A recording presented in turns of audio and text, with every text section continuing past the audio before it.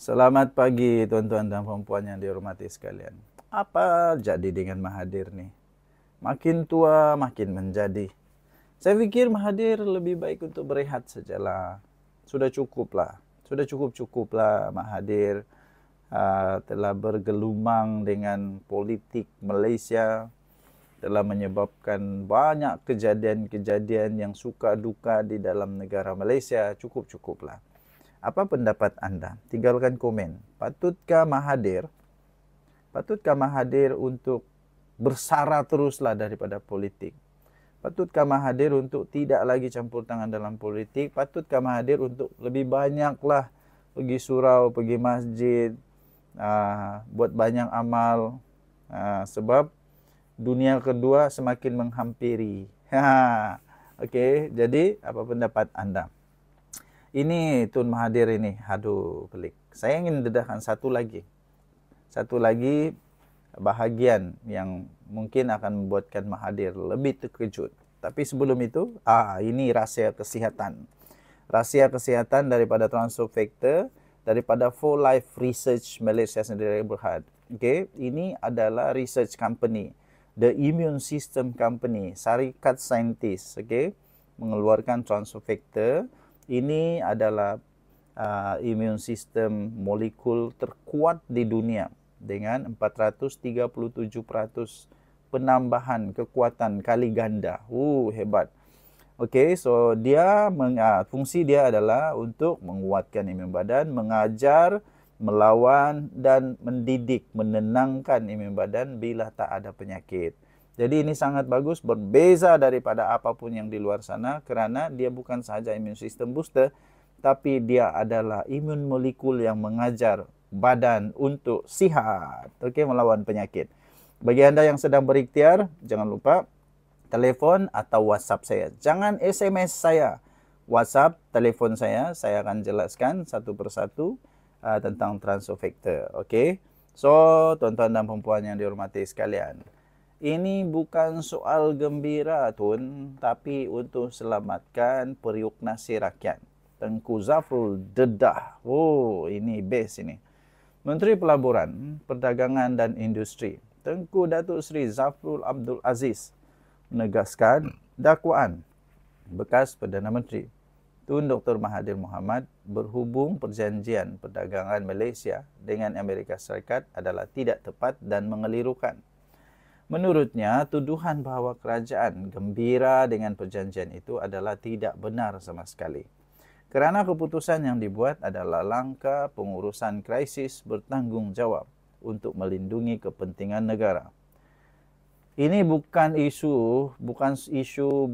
soal gembira Tun, tetapi soal tanggungjawab menyelamatkan periuk nasi dan mata pencarian rakyat Malaysia.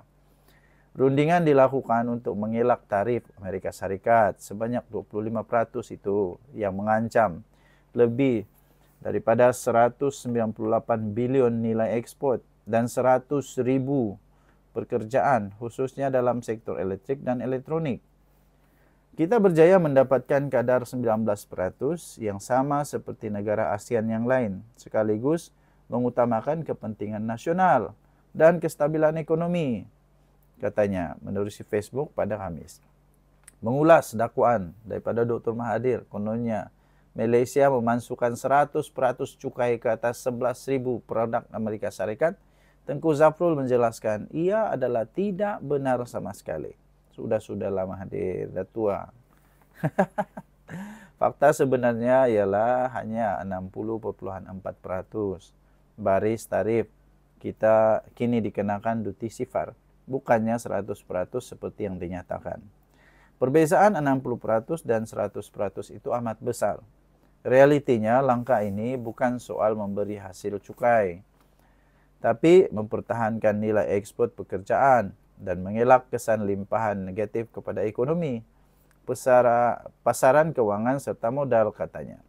Beliau turut menolak berdakwaan kononnya Malaysia telah bersetuju membekalkan nadir bumi kepada Amerika Syarikat atau mana-mana negara secara eksklusif. Dia kata ini satu dakwaan yang tidak benar. Tiada sebenarnya perjanjian, sama ada secara lisan atau bertulis, untuk membekalkan nadir bumi kepada Amerika Serikat atau mana-mana negara secara eksklusif. Tidak ada. Kenapa Malaysia begitu bodoh menerima hanya 5% daripada nilai sebenar, sedangkan kita boleh dapat banyak kali ganda? Katanya. Aduh, Mahathir. Pening betul Mahathir ni. Malah sejak 1 Januari tahun 2024, Malaysia telah mengenakan larangan ekspor nadir bumi mentah selaras dengan keputusan kabinet. Dasar ini dipantau ketat dan disemak setiap 6 bulan katanya. Menurut beliau, dasar itu bertujuan memastikan semua nadir bumi diproses dalam negara bagi memaksimumkan nilai ekonomi dan mewujudkan peluang pekerjaan berkemahiran tinggi. Okey, anda boleh baca berita ini, berita lengkap ini di Sinar Harian. Sinarharian.com.my, tarik dia 8 Ogos 2025. Tajuk, ini bukan soal gembira Tun, tapi selamatkan periuk nasi rakyat. Faham tak? Okey, kita jumpa lagi. Bye-bye. Salam sejahtera, selamat pagi tuan-tuan dan puan-puan yang dihormati sekalian. Ini saya mau membuat penjelasan paling penting berkenaan dengan isu yang sekarang ini ramai sangat parti yang lain yang cuba tunggang terbalik. Isu MA63 yang dikatakan APCO telah menarik balik saman tersebut. Tapi kamu tahukah sebenarnya hakikatnya waktu pertama kali, ini pertama kali dalam sejarah, pertama kali dibuat oleh wakil rakyat dari Sabah untuk menyaman kerajaan berkenaan dengan MA63. Belum pernah terjadi. APCO, DAP dan juga PKR satu-satunya yang cukup berani. Jadi yang tembirang betul bilang cakap ini itu, kamu pernah buat kah? Kenapa tidak berani buat? Oh, cakap saja berani buat. Hakikatnya ini merupakan tindakan undang-undang yang pertama kali dibuat oleh wakil-wakil rakyat dari Sabah terhadap tuntutan pengiktirafan dan pengembalian hak negeri Sabah seperti yang termaktub dalam MA63. Paling syok hakikatnya juga setiap wakil rakyat yang telah menamakan diri mereka sebagai plaintiff dalam saman pemula ini adalah rakyat Sabah. Dan tidak kira dari mana asalnya atau latar belakang parti politik mereka. Ini paling syok ini. Saya mau kongsi yang paling syok. Ini memang lucu amat ini, yang lucu amat. Okey. Yang paling lucu, kamu tahukah? Waktu ini saman difailkan, perlu ditekankan bahawa wakil-wakil rakyat daripada APCO, DAP dan PKR pada waktu itu adalah pihak pembangkang, bukan kerajaan. Jadi kerajaan waktu itu dia buat apa? Ini saya kongsi. Pada waktu tersebut, PKR, DAP dan APCO adalah dari pihak pembangkang. Pihak pembangkang dalam kerajaan persekutuan maupun dalam kerajaan negeri Sabah. Dan kerajaan persekutuan dan kerajaan negeri Sabah pada waktu tersebut, siapa kerajaan waktu itu? Coba kamu kasih komen sikit siapa? Kerajaan persekutuan dan kerajaan negeri Sabah pada waktu tersebut membantah dan mahu agar saman pemula ini dibuang oleh mahkamah. Diorang membantah, geng. Diorang bantah.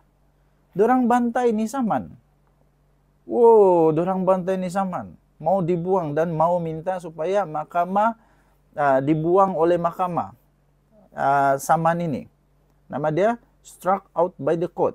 Walaupun niat wakil rakyat ini adalah untuk mendapat balik hak-hak ini kepada rakyat Sabah seperti yang diniatkan dalam MA63.